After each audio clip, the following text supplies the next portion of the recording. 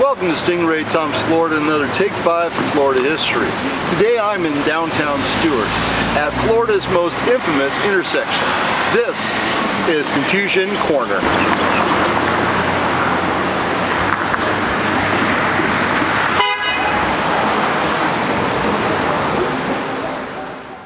Well, I'm back in the archive. So why exactly was I standing by the side of the road in a small city in South Florida? Well, it's hard to tell from just that short glimpse, but that place is easily the most complicated and weird intersection in the state, and probably has few equals in the rest of the country. Does that qualify it to be the subject of an entire video? Well, obviously I think so. This intersection is in the midst of Stuart's historic downtown. Both the old and new county courthouses sit only a block away, as does the old shopping district that today has become a revitalized and popular part of the city. Originally known as Potsdam, named for the city in Germany, the town was settled in the early 1890s. In 1895, Stuart was named for Jack Stuart, the individual who owned much of the property around Confusion Corner. Incorporated in 1914, it'd go on to be the seat of Martin County and slowly develop over time. Today it has roughly 18,000 inhabitants, so still a small city. What that means is that it's not unusual for most locals to drive through Confusion Corner occasionally. Anyone who has business with the courts or City Hall might make their way through the intersection, and it's still one of the more common ways to get to Stuart Beach and to Sewell's Point. I'll get into the origins of Confusion Corner in a little bit, but first I want to show you a 45-year-old video from a CBS News series called On the Road with Charles Kuralt. It ran between 1967 and 1980, and the team of 3 journalists drove around the country doing profiles of unusual people and interesting places. This segment features Confusion Corner as discovered by Charles Kuralt's team. The 4-minute episode on Confusion Corner was filmed in January of 1979. I'm going to show just a couple of clips from it now, and if you want to watch the entire story, I'll post a link to the video on YouTube in the description. America is our theme this Sunday morning. During the week I travel around the country in an old bus trying to find out if there isn't something going on besides floods and wars and politics and other calamities. Looking for American originals on the road. I found one in Stuart, Florida, America's most original urban intersection. Tourists with weak nerves have been known to drive miles out of their way to avoid this place. But in the interests of journalism, we gritted our teeth and drove the on-the-road bus right through Stuart, Florida's Confusion Corner. We made it, too. The local story is that 7 raccoon trails converged here. The raccoon trails are now Colorado Avenue, Camden Avenue, Flagler Avenue, the Dixie Highway, East Ocean Boulevard, and, oh yes, the Florida East Coast Railroad. There are a few signs. West, south, and north, you notice, are all the same direction at Confusion Corner, and there are arrows painted on the pavement, but there really are no rules. When 7 highways and a railroad cross at the same place, you make up your own rules. The State Department of Transportation wanted to use $165,000 and 11 traffic lights to straighten out this mess. Stuart ran the engineers out of town. It kind of likes the mess the way it is. There is a move to have it declared a National Historic Monument. In fact, Stuart is so proud of Confusion Corner that it has put in park benches for spectators. This is a front row seat for the best show in town. And so Confusion Corner has been elevated to balladry and folklore. A place where, if you are confused, as this man obviously is, you can always count on the patience and good humor of your fellow man to see you safely through. Where else in the universe can you find a friendly place like that? Now, as for those raccoons, yes, that's been a joke forever, but I'd suggest that raccoons don't typically stick to trails, and one wonders what those raccoons would have done when they met up in the middle. To be honest, Confusion Corner likely exists because of the Florida East Coast Railway surveyors. The rail line was extended south to Stuart in 1892. They wanted the tracks to be as close to the edge of the state to connect with harbors and inlets to facilitate connectivity between steamships and trains. Stuart has only one narrow part of the St. Lucie River close to the coast, and that's where the railway bridge was built. This ended up putting the tracks roughly on a 45-degree angle to the roads that would be built. The center part of Stuart ended up being in the narrow land between the tracks and the St. Lucie. The center part of Stuart ended up being in the narrow land between the tracks and the St. Lucie. Because the area was the center of the young town, they put roads on either side of the tracks here, since businesses would rather not be right on a rail line. That's what gives you the formation of Confusion Corner. The photos and videos I'll be showing will also be confusing since they're taken at different angles and point in different directions. Though I've found that worrying about the directions is more of a waste of time than any value it might have when it comes to Confusion Corner. I've known the place for over 40 years and I don't know the direction I'm headed until I've passed through the intersection. Mostly, I just know which road I need to get to and head for it. As you can see in this photo from around 1923, just a few years after Stuart was incorporated, Confusion Corner was already there and was just waiting for the town of 800 people to build up around it. You can see the rail depot in the back with a train alongside it. That depot is no longer there, and in point of fact, I think there's only one building in this image still standing in 2024. That's the building near the front at the corner of Colorado Avenue and Southwest Ocean Boulevard. It was built in 1923, so the photo was taken sometime after then. At this point, the area wasn't called Confusion Corner, of course. The dirt roads were lightly traveled in the small town, and I would guess people wouldn't find it all that unusual. Yet it shows Colorado and Flagler Avenues, the Dixie Highway, and part of Ocean Boulevard. The eastern part of Ocean Boulevard is hidden, but it's visible in this other early photo from around the same time. Confusion Corner is certainly a local landmark, and for a short while it was known throughout the U.S. But today, it's back to being just known in Stuart. There's no sign which proclaims that you're approaching it on any of the roads, nor is there a historical marker telling about its history. That's a shame, really. For all intents and purposes, this is a normal intersection, albeit one that includes 7 roads meeting, as well as train tracks running through the middle. So for the rest of the video, I'll be showing views of Confusion Corner, as well as video from a typical traffic day. Along the way, we'll see a few trains, including Brightline, the arguably high-speed passenger service between Miami and Orlando.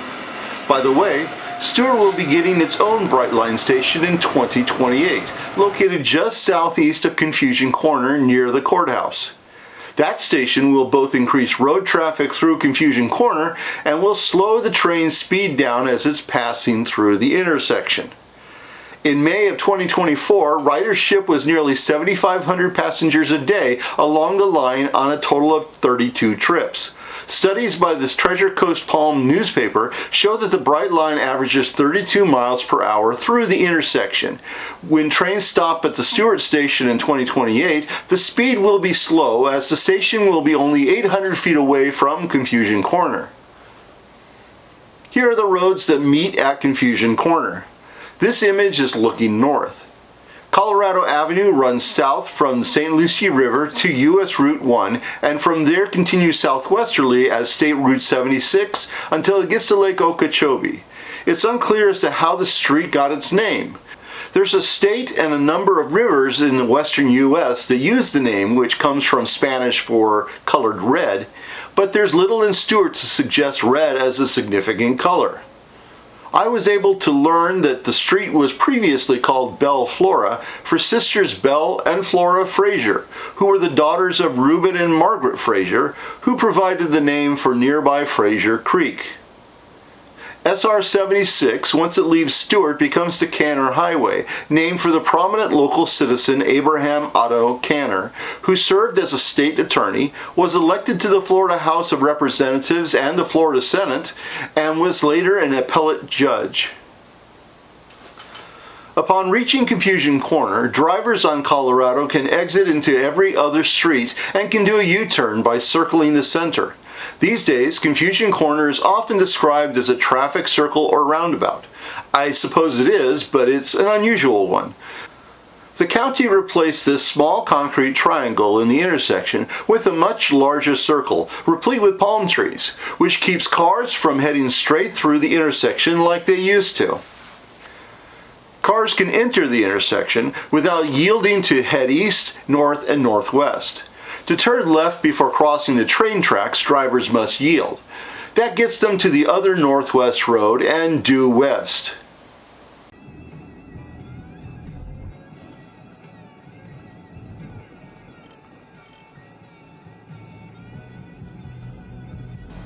This image is looking west. To Colorado's right is East Ocean Boulevard, which runs east from the river and will take cars to Sewell's Point, Hutchinson Island, and Stuart Beach. You should be able to guess where the name came from. Drivers must stop before entering Confusion Corner from Ocean and can turn onto any of the 5 other roads, as well as complete a U-turn.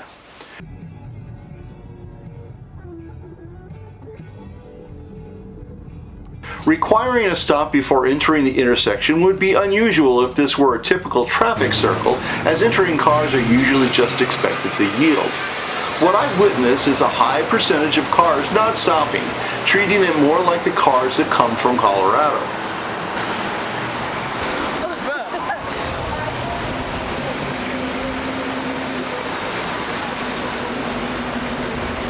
This is looking south. Colorado Avenue coming from the river. Drivers are expected to come to a full stop and can either enter the traffic circle or turn right onto Flagler. Drivers tend to stop here, probably because there's a higher volume of cars from Colorado and Ocean. Like from the previous roads, drivers can turn onto all 5 streets as well as pull a U-turn.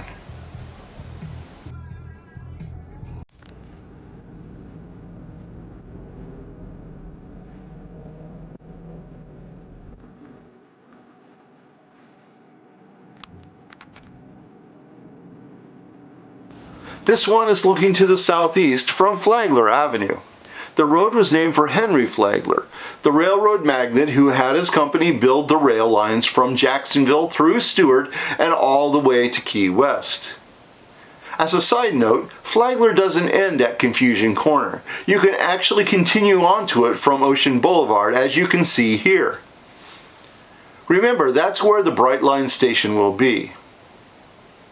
Flagler Avenue requires drivers to stop before entering the intersection, and for the second time they can turn directly left, this time onto Colorado. Of course, drivers can also do what I'm calling the Confusion Corner Convolution, heading around the traffic circle and peeling off before they make a U-turn. Obviously, you can also turn right, which means, once again, all 5 streets are available to the driver. Our next street is Dixie Highway. It runs through Martin County, roughly north to south. We stay facing the southeast since Dixie parallels both Flagler and the train tracks. If you have trouble remembering which is Flagler and which is Dixie, here's how I do it. Flagler is the road with the rail depot, both the original and the new one, while Dixie is always on the southern side of the tracks. By the way, you can learn more about Florida's historic Dixie Highway in this video. Dixie Highway requires drivers to stop before entering the intersection.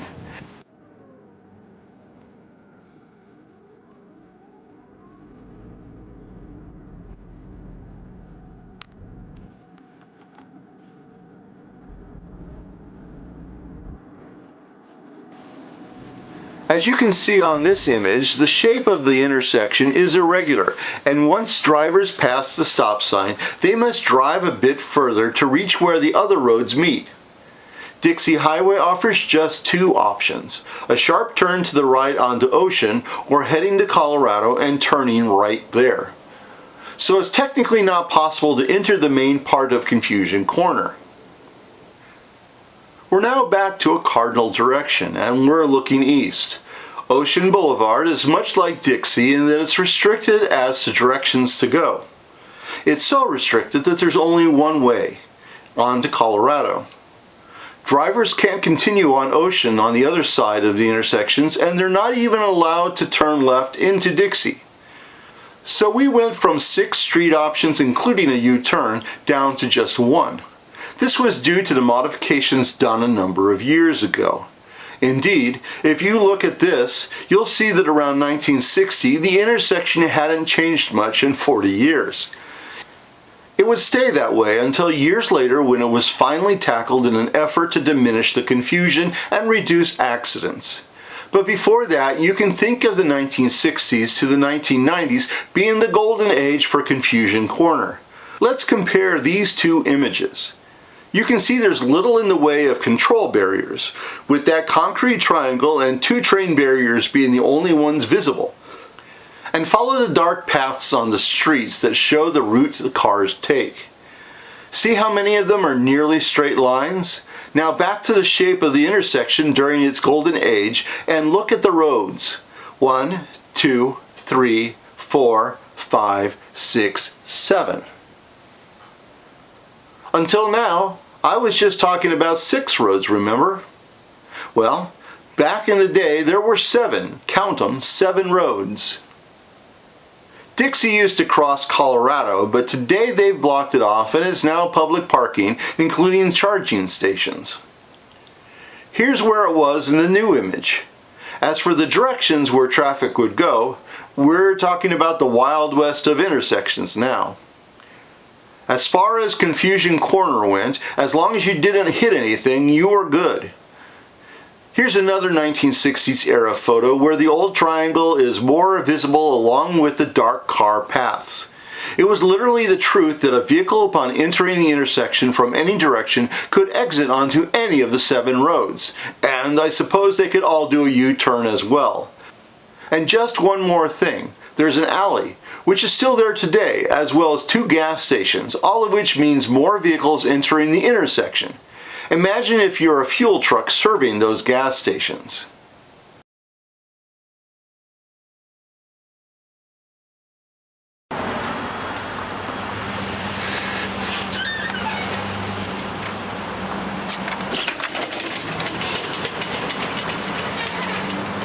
Confusion Corner was such a big deal in Stuart that a local teacher and musician wrote a song about it in 1978.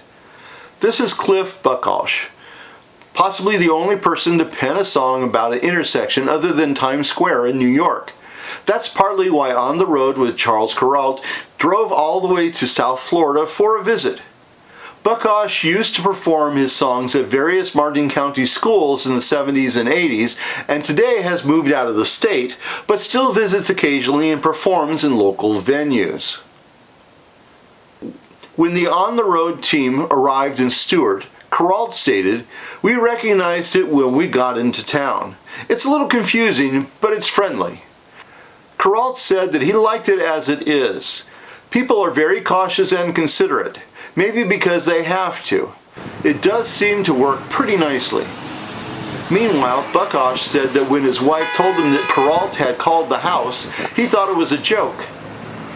In a nationally televised 4-minute segment, the teacher-songwriter became the most famous person in Stuart. I will fully admit that I like the old Confusion Corner. That's what I knew from early on, and I actually learned to drive in Stuart, so I got to experience Confusion Corner while still a new driver. Luckily, I had gone through the intersection as a passenger many times beforehand. But I'm guessing the new Confusion Corner is safer. It's certainly been simplified by making the cars follow certain paths, removing one street, and reducing the traffic that passes through. Yeah, that's something I didn't mention yet. Colorado, coming from the south, and East Ocean are the busiest roads, and Stuart has reduced them down to 2 lanes.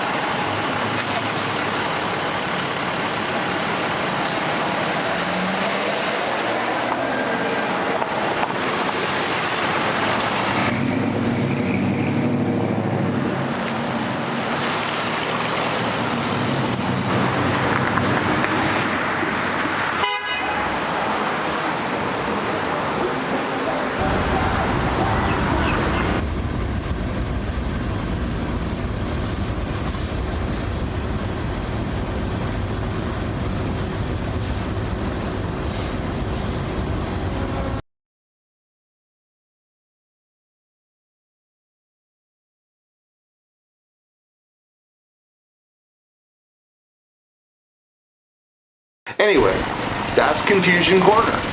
I hope you'll visit sometime. It's fascinating. When I filmed there, I got to talk with great people waiting to go through it.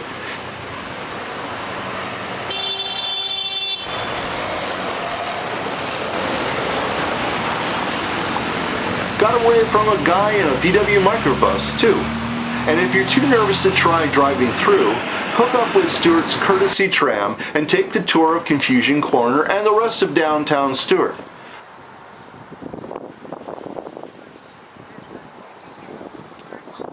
Tell them Stingray Tom sent you.